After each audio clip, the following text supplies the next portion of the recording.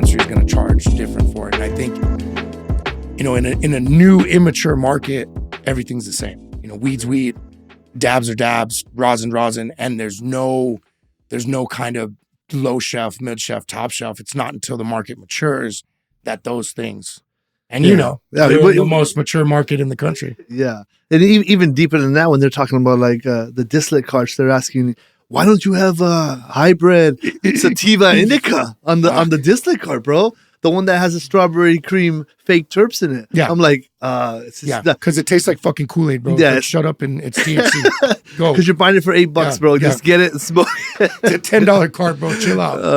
Well, and you've probably seen in Cali, distillate came out and it was just this new like magic substance. And it's like, you can get high and it doesn't smell like weed. And it went from, this thing that was worth fucking more than gold to now the most standard type of oil in the industry, to where people, a lot of, there's a ton of card smokers, and don't fucking at me, but there's a ton of people that love distillate, whatever. They love their fucking peaches and cream, it's convenient. Fucking, strawberry soccer mom cart. And that's all they consume. And that's their way to, fuck with cannabis, and cool, good for them. But it's also become that like bottom level extract, that your beginner extract. So a lot of the industry kind of shuns it, and it's weird to see it go full circle from being like fucking the bee's knees, fucking God's nectar, to fucking hot dog water. Yeah, and it's like a testament to the education of the actual consumer when you see like liquid diamonds, live resin, and the guy who's producing all these are buying 100, 200 fucking liters from me. I'm like, wait. Where's the liquid diamonds, bro?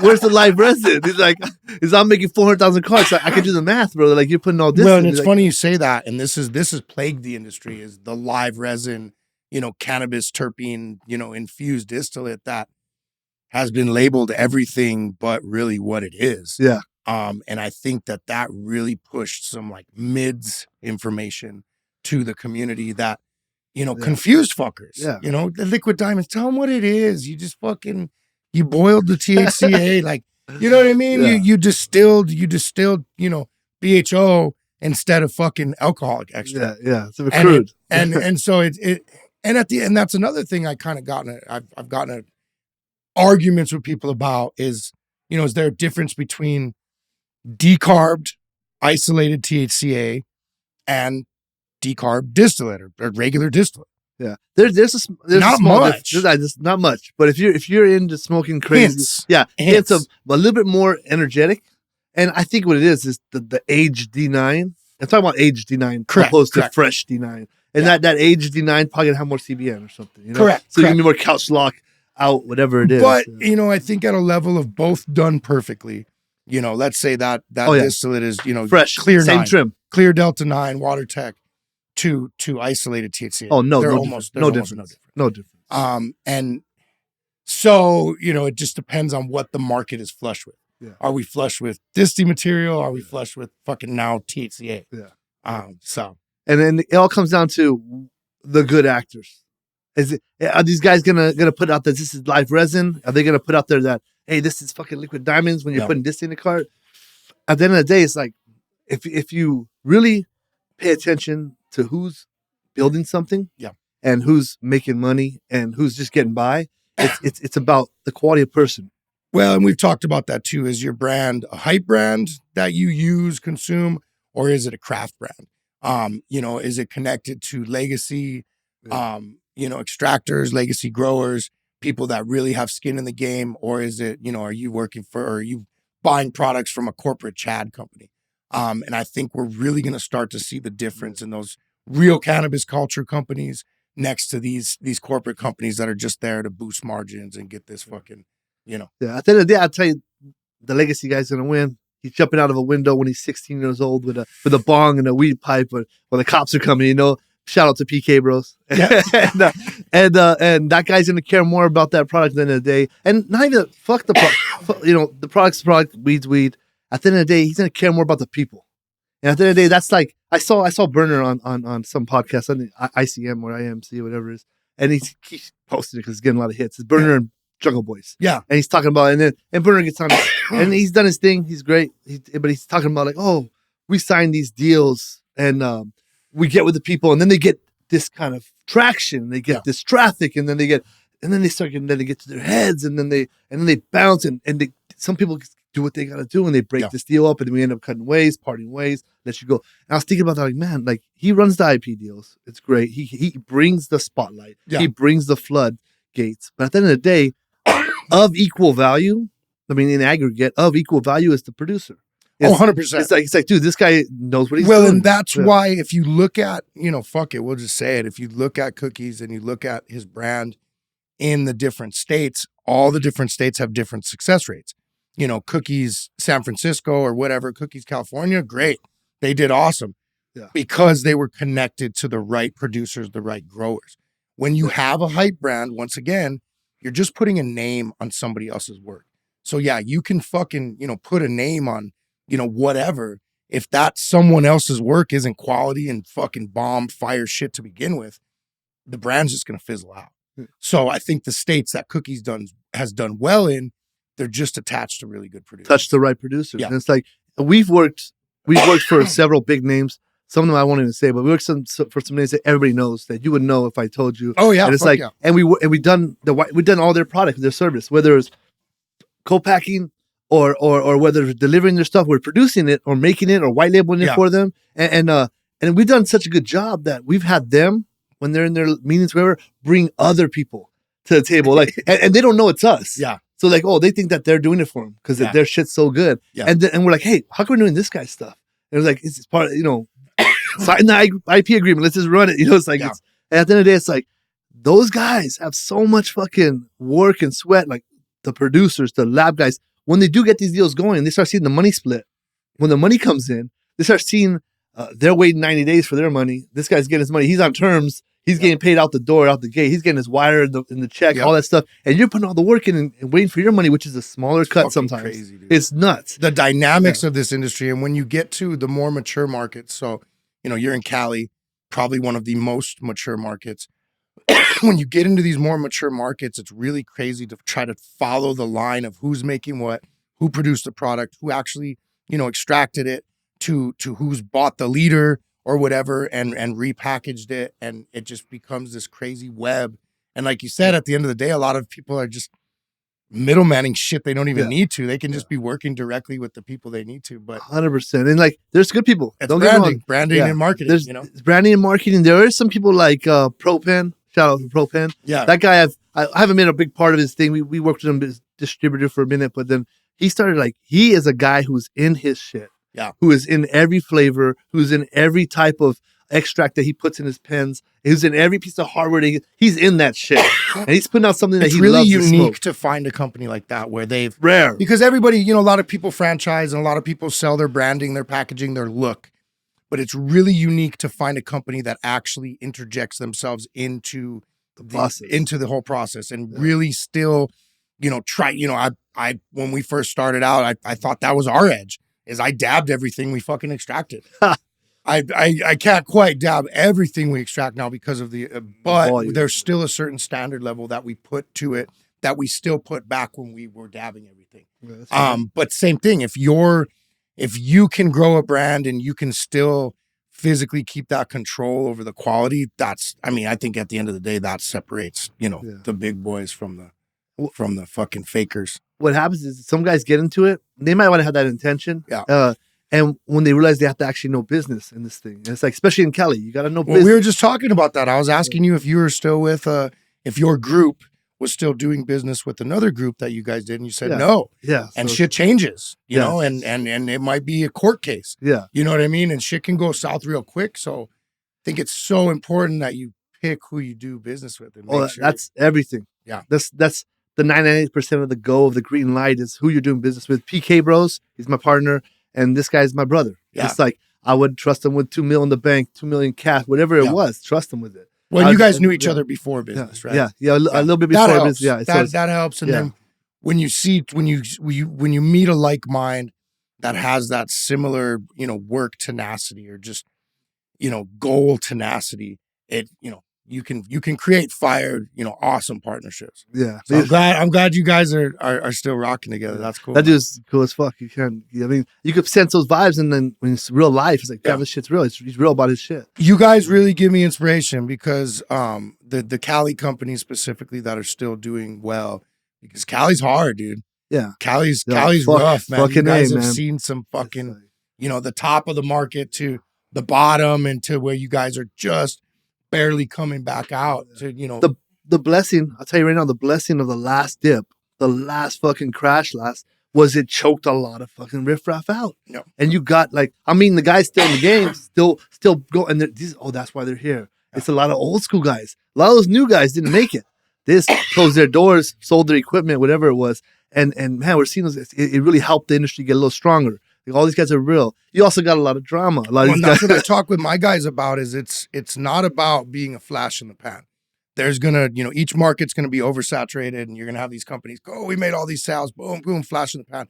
It's about sustaining that storm and weathering the fucking storm and being still standing after 2-3 years of a fucked up fucking market that that's choked everybody out. It's about being able to have that stamina and build a big enough brand to fucking make it through the storm. Yeah. And so that's cool. I've seen you guys do that, and it's been cool to watch. You guys have gotten massive over the years, but it's been really cool to watch that grow, and you guys build out your literal grows. Yeah. And that was all that cool shit. And then that saved us coming back in. It's stuff like that just like, oh, you don't expect that to happen. We're building it for a hobby, and it ends up saving us in the end. Yeah. It's like, good, let's keep going. Well, and then most people probably don't know that about you too, how much, like you were saying, like toll stuff you guys do. So you guys white label and extract for fucking everybody. Yeah. And it's just a lot of that, touching a lot of those relationships. You see the fabric of this industry. Yeah. And that's the beautiful part about it. You see like, oh, there's so many, these are backstabbers, drama. And sometimes the drama's not even like, it's not even real. Like, both guys, they're both cool, but they don't get along. They don't mix well. So it's like, fuck it. There's some weird shit. There's some weird shit in the industry that, you're seeing a lot of people kind of little tiffs and different shit go down. Yeah, a lot of lawsuits this last year. A lot of lawsuits. Yeah, I've seen a lot of lawsuits. Well, and we were just talking with Cal, and there's a lot of weird patent shit coming out of the fucking woodwork, and everybody's murmuring about patents and stuff. So yeah, I think we're really gonna see. Unfortunately, I think we're gonna see more of an ugly side of kind of the corporate. Yeah. Business ugly side of things come into play with patents and different lawsuits and partnerships that have gone fucked. Be careful who you get in bed with. I know that's the biggest thing. A person, my wife's my partner, and I'm really lucky to not, I chose her as a partner before business. So we're in business together too, but she's my only partner, no investors. And somebody once said that in a partnership, somebody's got to always be on their knees, make sure you're cool with that. You don't got to be dirty about it. You know what I mean? With your old lady, cool, whatever. Yeah. But it means, and if you are married, it means somebody's always got to compromise.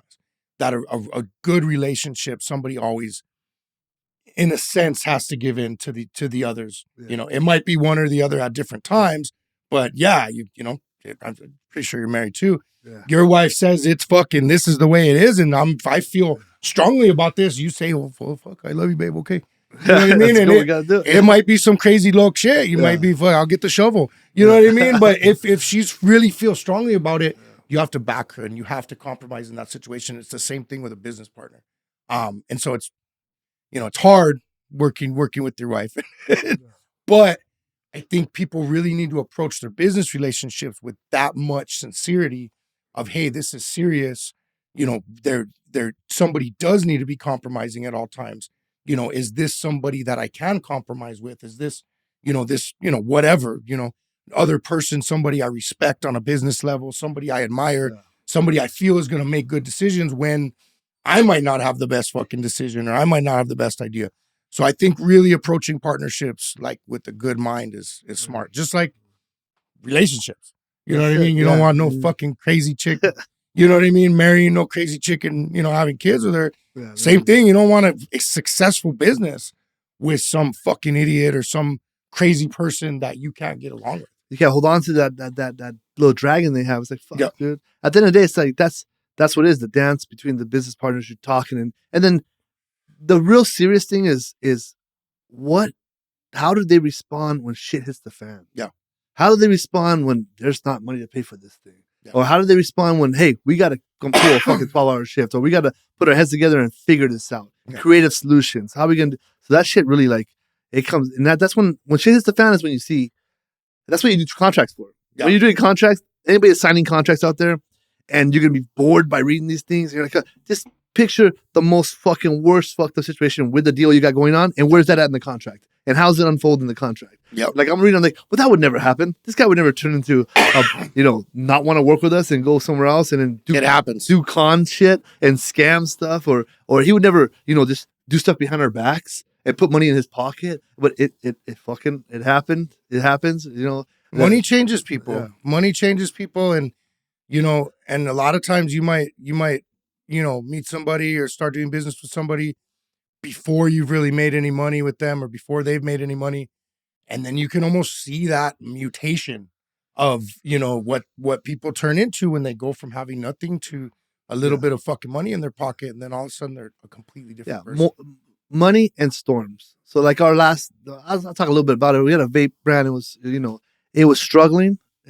We took partnership in it, and then we brought it up and it 2X, 3X, 5X. And it was like beautiful.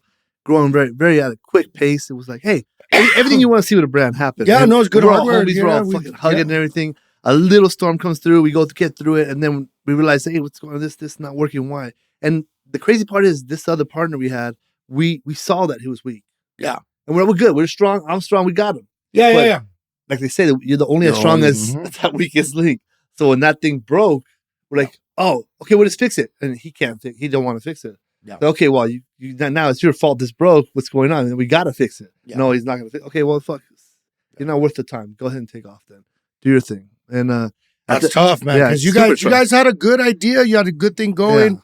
Yeah. We had talked in the past. So bringing it to you. Yeah. And I'm surprised when you told me before the show that it wasn't going anymore. So, but I mean, lessons learned, right? Yeah. And just so you know, it's superb. Fuck you, Alex. It's a real fuck you.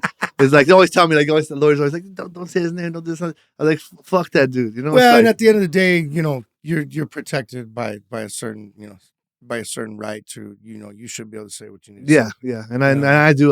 No, I'm that guy. I'm like, fuck. I already knew that. I just fuck it. And I tell him, like, it's like, hey, watch who you partner up with. I think that's at the end of the day. And here's I was talking about contracts. I'm talking about contracts and read them and make sure you do it. So at the end of the day, brother, the most money I ever made, handshake deals. Yeah. Me and PK's handshake deal. Like we done everything. Anything we do. Got your word, let's go, bro. And that's the most success I ever had, most money I've ever made, handshake deals. So what do you think when, these people that are getting into business and starting their cannabis business, what do you think is most important when starting out?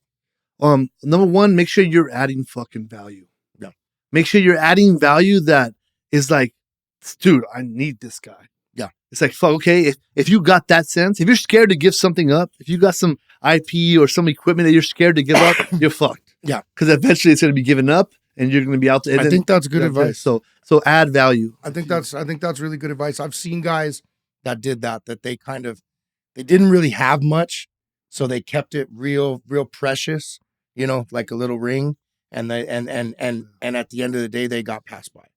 Because when they could have added that decent value to a situation, they kept it, they overvalued it, and didn't become part of anything, didn't make anything happen, and now they're old news. Yeah. And that's the key. When you overvalue something and you keep it from the other, interested parties, you devalue it. Yeah.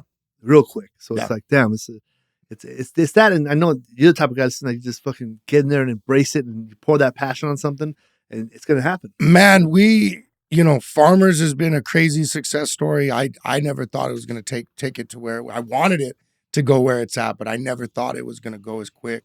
And it was just that, man. We saw it caught, we saw it catch, and we just kept fanning it and kept working at it. And yeah, it's surreal. Well. Feels surreal. Yeah, it does. It's crazy, dude. It's every day I wake up, I went and bought a nice house, and every day I wake up, man, it's fucking unreal, dude. I come from nothing. I was a poor little fucking ghetto kid And, got in trouble, we're talking about before the podcast, got in trouble, was looking at prison time. I thought my life was over. And I know you've been there too.